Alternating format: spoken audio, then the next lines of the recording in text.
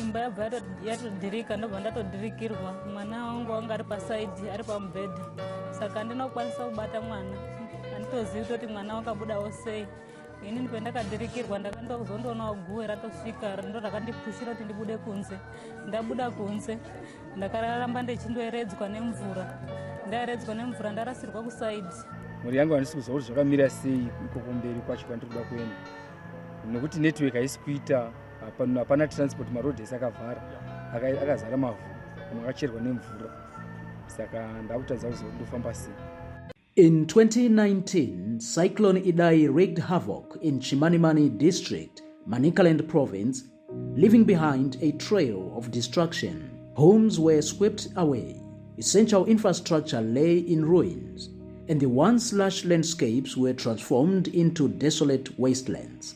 One of the most striking transformations could be seen in the gullies that had previously scarred the landscape.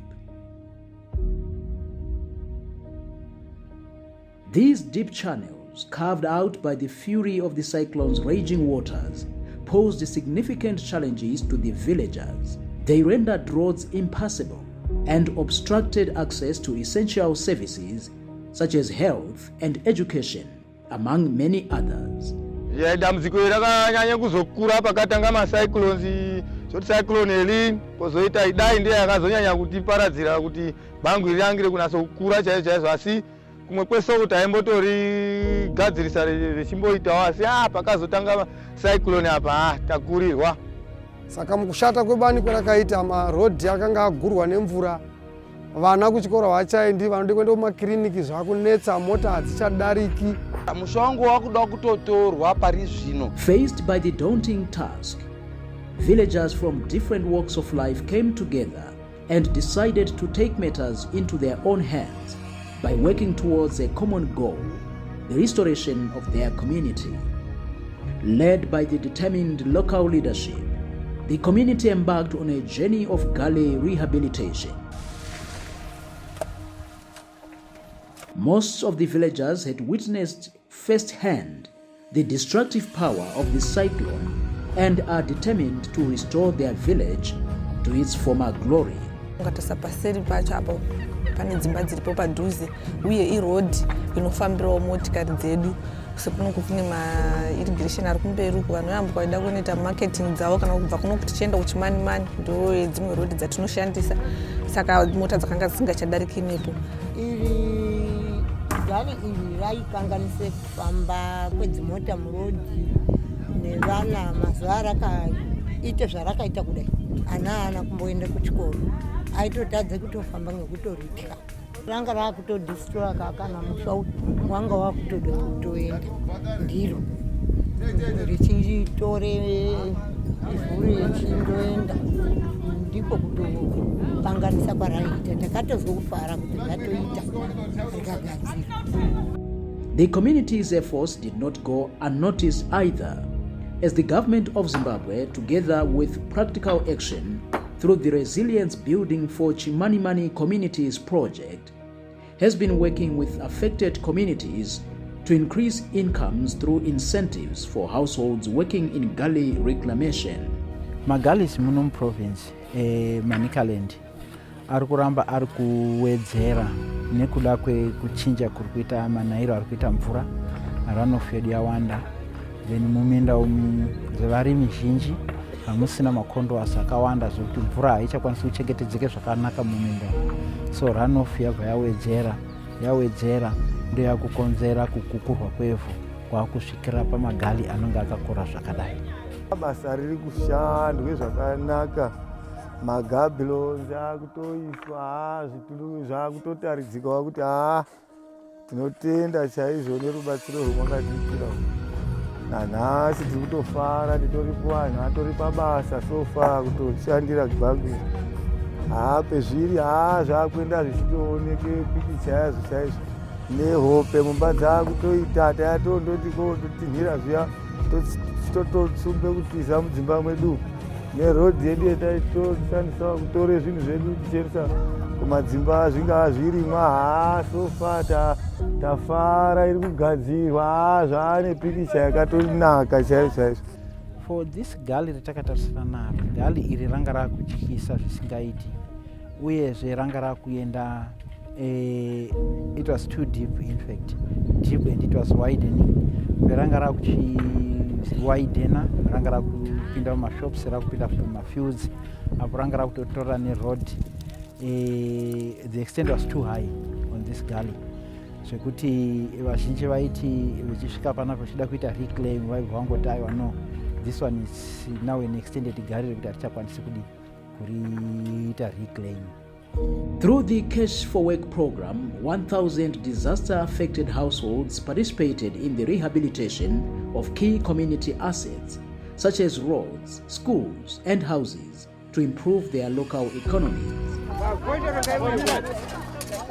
Because of the Cyclone Idai, we had a lot of erosion, and some of the erosion have actually jeopardized our assets, those schools, those clinics, and we are now assisting the government of Zimbabwe to come up with a cash for work assistance program where we are injecting cash into the community to the tune of $65 per person per month. So what they are going to do, the community will then, for 3 hours would come up together and, gather some masonry and, contribute to the build-up of gully reclamation, the so-called gabions. And that work is being led by the Ministry of Mechanization, the Department of Mechanization under Agri-Tex. Community yakakwanisa kuunganidza matombo nejecha nemaconcrete. Iyo practical action ichibva yazotipawo tractor rekutakurisa nekutibatiridza nemasimbi, mesh wires, nemabhara, matools eside wokushandisapo kuti tikwanise kudini kushanda, zvitibatsire pakushanda, ichizotipawo kamari yavanenge vachitipawo patinenge tichishanda ipapo.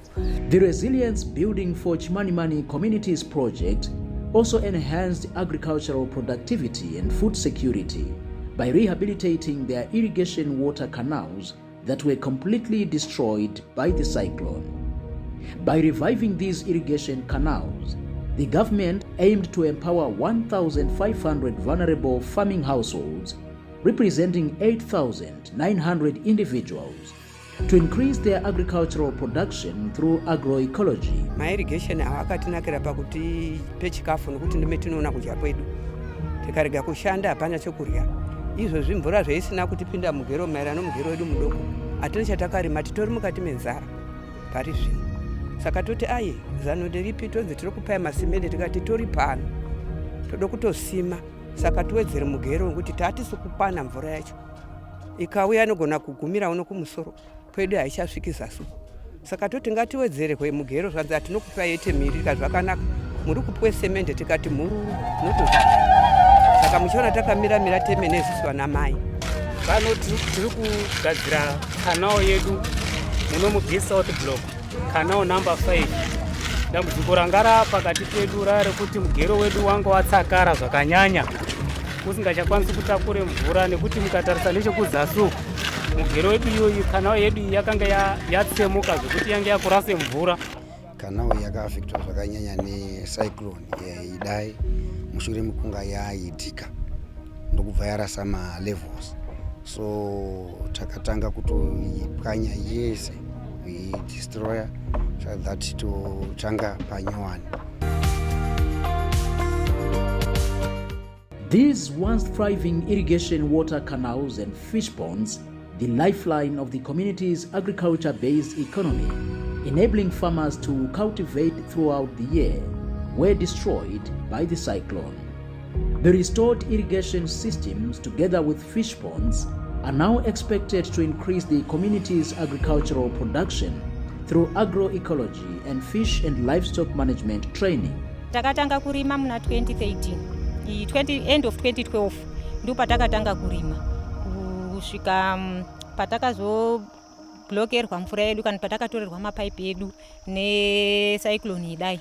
Nyaya dzemadisaster dzinotikanganisa zvakanyanya kufanika secyclone yakabva kupfuura apa because yakanga yakatora murwizimu zvakaafekta irrigation yedu. Irrigation iye yanga ine madams anga ari mumafish pond uye chikafu nokuti region yedu tinayo iregion 5 saka tata kutodipendawo nemairrigation yacho iyoyo saka zvakativhiringidza zvakanyanya iyo madisaster emutoo iyoyo. Pakaita cyclone Idai takatovhiringwa zvakanyanya muirrigation nekuti mvura yakanga isingachatouyi zvachose. Takatorerwa mapaipi ese aisvika kuma50 kana kupfuura anga ari along murwizi achiteera rwizi ese akaenda nemvura. Tikangosara nemapaipi anga ari kunze chete zvekuti mvura yakanga isingachakwanisi kuti isvike kuirrigation. Saka ipopo takabva tagara pasi nekuti hapana kwakusisina kana mvura. Kunyangwe nefishi dzatati tichichengeta muno dzakabva dzangoperera ipapo nekuti madhemu edu takabva tashaya kuti tomaisei nekuti mvura pakanga pasisina. Nyaya yemugero wedu, nyaya yedisaster takaisirwa takapuwe masimende nemapaipi tanga tinawo sisimende kuti tiwakire mapilasi tanga tisina. Tokatapiwa chisina nemaenforcement tikapiwa chisina practical action tikagadzira zvekuti kudai kukanyanya disaster hatinyanyi kutarisira kuti mapaipi edu angaenda inonga zvakanaka. Uye rubatsiro rwakatiitira munomu taakukwanisawo izvozvo zvamuri kuona izvi takuda kutanga kurima nekuda kuti tanga tiri panguva yekugadzira mugero wedu kuti tinyase kuvandudza kuti tinyase kuita mugero wakanaka kuti unga kuti kwirire bhozi mapaipi etakapuwa anonzi mvura yakawanda kudarike yaiuya kare nemapaipi ekare. Tatisisina hope yekuti mvura iyi tinoisvitsa zvakadini kuirrigation kwedu plus zvichibatsiridzana nekuti once ichinge yasvika mvura iyoyi tinenge tine mvura yakakwana mumafish pond medu saka izvozvo zvakatiyamura zvakanyanya. The government engineers from the Department of Agricultural Engineering and Mechanization, working together with practical action experts, alongside community volunteers, most of them the elderly, have been working hand in hand to repair and enhance the canals, ensuring that they are better equipped to withstand future natural disasters. Tiri kurudzira mafarmers kuti pane yatinoti embarkment yamuri kuona mbomukatarisa kuti handiti pari kuwakwa macanals tine ivhu ratiri kuisa musaidhi macho. Ivhu iroro toda kuti tirambe takarichengetedzesa because vazhinji mafarmers muri kuona zvakaita macanal awo asara akangohenga kudai hapasina ivhu iro ratoti embarkment. Saka tiri kukurudzira mafarmers kuti embarkment iyo ichengetedzwe tadhati mvura yakawanda kana tikazosangana nemvura yakawandisa yakadai necyclone Idai yakauya embarkment yedu inenge iripo kanao yedu inokwanisa kusapoteka. Mvura yakadaro ikauya kanao yakangohenga isina kusapotwa neembarkment ndo zvinokodzera kuti makanao mazhinji aoneka ari kukolapsa amwe ari kurasa malevels zvozokonzera kuti mvura inorasika yakawanda mukufamba kwainenge ichienda kudziminda kunodiridza. 71-year-old Chipo Chipiro from Nyanyadzi is one of the volunteers who says she witnessed firsthand the destructive power of the cyclone and is determined to restore her community irrigation garden back to its former glory.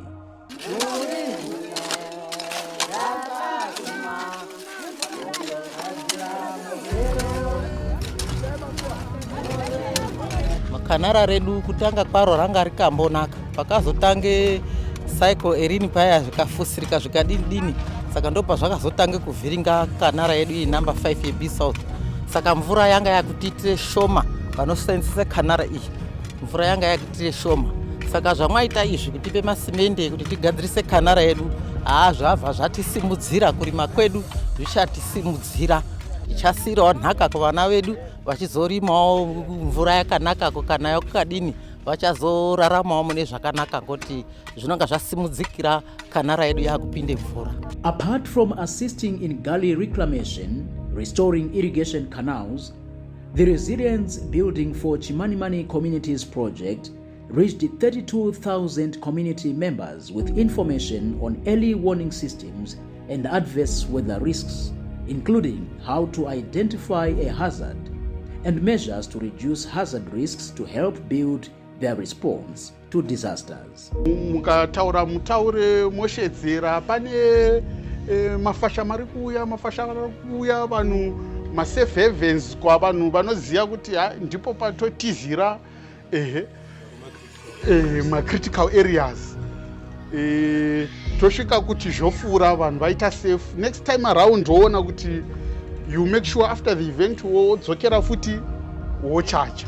Hello, mangwana nakanaka pamuno wese mangwanani ano ngati kune mafashamu arikuuya musi wa 29 January. Saka pane vakagara panzvimbo dzisina kunge dzakamira zvakanaka nedzimba ngati mhanye patabhanju tiende pakachengetedzeka.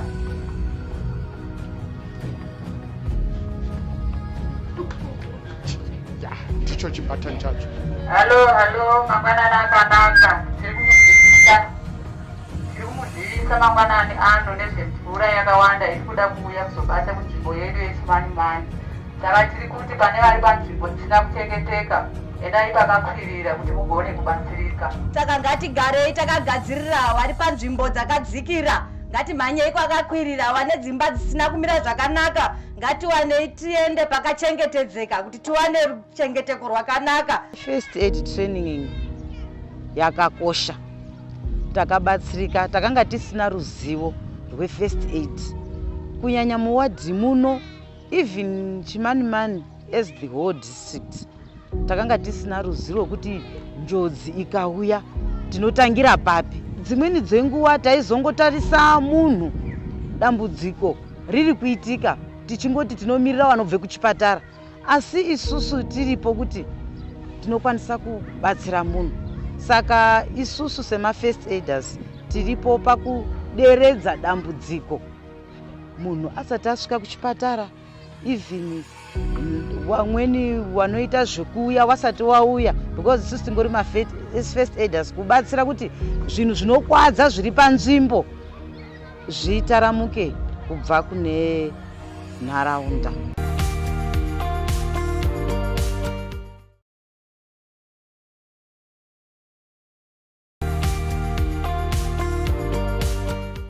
The transformation that has taken place over the past 2 years in communities where the Resilience Building for Chimanimani Communities project was implemented is nothing short of remarkable. What were once barren wastelands are now flourishing with crops, also providing a source of income and food security for its members. Zvatibatsira nokuti yakawandudza huku dzandayo ndinadzo. Kana ari mazai atowanduka ngoti ndawedzera zvine kuchinja kwazvaita kudiwa kugadheni takapuwe kuti tiite zvekurima muriwo. Saka muriwo wemakebheji awo totowaka tichitengesa. Saka kutaura kuti kune zvatodisimudzira mukati mweupenyu hwako. Bhinzi idzodzo takapuwa dzekusimira mugadheni, dzimwe dzacho dzakasara ndodzatakasima kunze kumba kumadzimba kwedu. Saka zvine rubatsiro mukati mwedu kuti zvakutotisimudzira kuti tipe vana vedu varye vechidini vechikuta nekutengesa. Muno munzvimbo ineyi ine nzara yakati kurei, ndosaka makazooneka kuti zviri nani kuti mutsvagirwe ma-irrigation nehurumende kuti tibatsirikeni. Because kwatinorima kuma-drylands ndinofunga mukatofamba mukasvika ikoko hamuoni chinonzi ngarani chiya kana kuti matara emachocho. Zvinongooma zvakadini zvakadaro. Mvura painowandisa paya tunoita mafloods.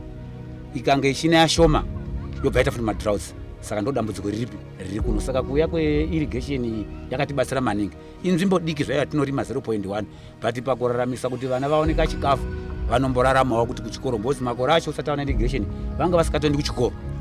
Vakatoenda zviya vaitodonha nenzara vana. Vachitombopuwe mafeedings aipuwa kuchizvikoro ngehurumende aya. Asi izvozvizvi vana vakudyawo nutrition foods, beans tinorima, chibage tinorima. Saka ndo zvapi zvatinazvo muirrigation scheme yedu. Vari kutipa dzidziso kuti mukadzi asagara. Tiri kudzidza, hatichina nguva yekuti tinoenda pamainingi tichiita makohwa. Munhu wose anenge angori busy. Vakadzi vari muno mazuva ano muno, especially muno mumamutiwo village. Kutobva kugadheni kwandaita izvozvo nguva yapera. Kwakutouya kubika nguva yekuchati ndoenda iyo kana iyo. Pakatange kusvike mvura mukatasa bhinzi dzedu dzatone maruwa. Patone musiyano waapo nekuti kumashure kwese zvanga zvisiri kuitika, but aindorima sedryland bhinzi dzanga dzisikatoiti ngenhau yekupisa kunenge kuno. Asi mvura yaamo bhini dzedu dzautorimika and dzatone maruwa kutasiri nayo. The staggering humanitarian effort under the Resilience Building for Chimanimani Communities project lights a candle of hope for the vulnerable members of society in Chimanimani post-Cyclone Idai, such as the children, the elderly, and those living with disabilities. Ndiri kufara ngekupera kwefutu bridge iri. Riri kundifadzire chinhu kwani kunyangwe haro risati ranase kupera. Asi pera ari pacho rane muono kuti rakusvike pekopedzisa. Rakandinakira ngekuti ana mbuya dhegu vaya vana mai vakazvitakura vaizvarire kudzimba zvaiva zvisingatenderwi pamusana pekuti mvura yaite 3 weeks yakaoflode mumvura zvaita kuti abarire kudzimba. Zvaita futi kuti standing iwande ngekuti vana vazhinji vasaende kuchipatara kunotariswa nhumbu dzavo. Zvaibudikidza kuti mwana waitozobuda ari standing from kubve mudumbu make. Zvichienda futi zvokuti zvatakuona kuti varimi mafamasi haachaiti zvokuti 3 weeks sora riri musango riri mumunda hapana unosakura.